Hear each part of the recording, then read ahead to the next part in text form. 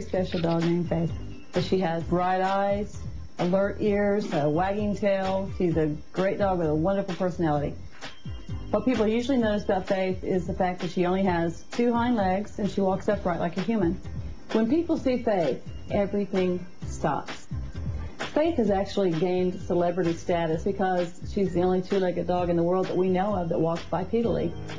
I became Faith's mom January the 21st of 2003.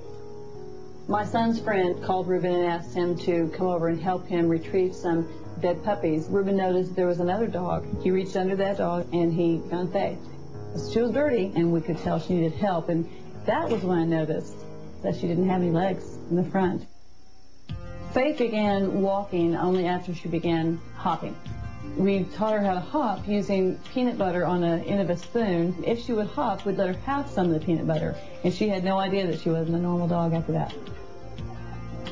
Faith is a part of our family. Faith sleeps right beside me every night. Every morning we wake up at 6 o'clock in the morning to get ready to go to school. She'll even come to the breakfast table to steal a treat for herself. I'm a professor of English and a high school teacher, and sometimes I like to take Faith to school with me. The kids love her. Students think that she's the most incredible, unique dog they've ever seen. After a hard day's work, Faith loves to go to the dog park and meet up with some of her 4-legged friends. She always puts a smile on my face. When I take Faith for a walk, she walks right beside me.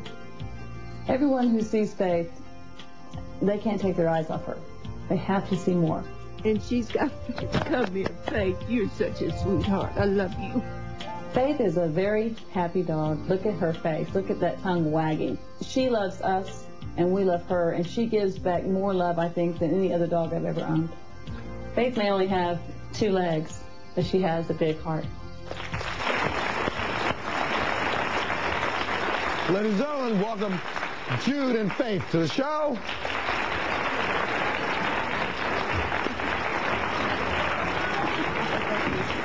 Hey. How are you? How are you?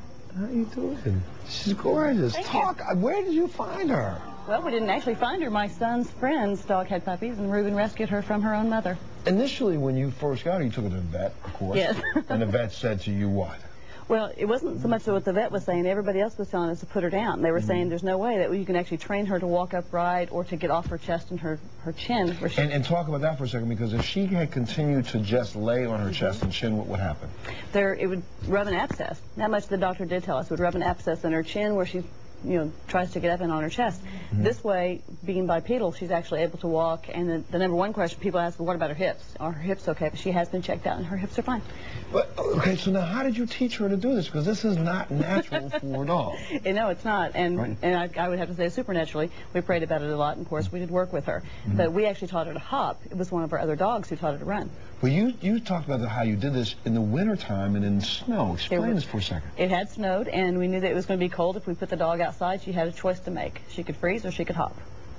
So, but I wouldn't have left her there. No, I know. Of course. So you put her out in the snow, and then she also used the snow to kind of balance herself a little bit. We don't like to tell people the story, but we did use actually a skateboard at one point, and she fell off a few too many times, and so we tried strapping it to her. We tried all kinds of different ways to show her, movement, show her what it meant to move, what the benefits of movement would be.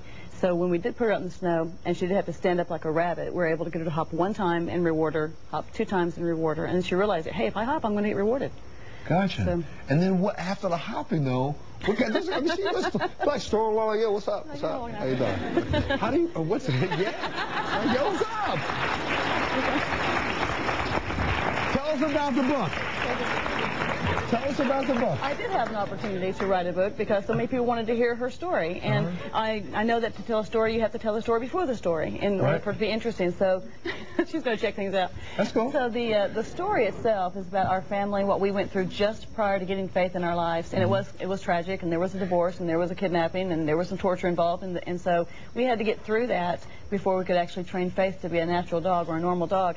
After we were a family again, we were presented with this gift, our dog, and we had to use our faith, we had to use our community, we had to use our church, we had to use anyone who was willing to help us.